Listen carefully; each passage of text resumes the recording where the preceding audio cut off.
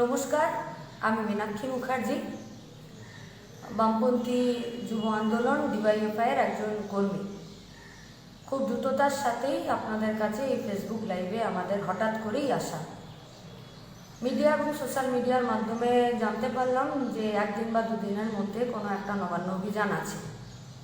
তৃণমূলের প্রাক্তন মন্ত্রী, বর্তমানে বিরোধী দলের নেতা, যিনি কিনা বিজেপিরও নেতা, তিনি এই কর্মসূচিকে সমর্থন করেছেন।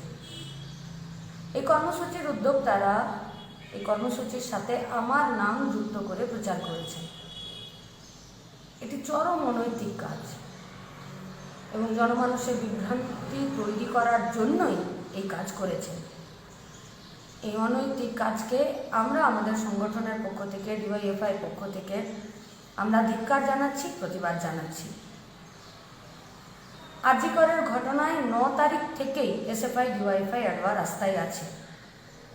আজকে গোটা রাজ্যের মানুষ, রাজ্য ছাড়িয়ে দেশ, দেশ ছাড়িয়ে বিদেশ এবং গোটা রাজ্যের মা বোনেরা আজকে রাস্তায় নেমেছেন নির্যাতিতা দোষীদের শাস্তির দাবিতে, বিচারের দাবিতে, দুর্নীতির বিরুদ্ধে। ফলত এই বিরাট লড়াইকে ভাঙার জন্যই এই ধরনের বিভ্রান্তি তৈরি করারই অপচেষ্টা থেকে তারা এই কাজ করেছেন বলে আমার মনে হয়।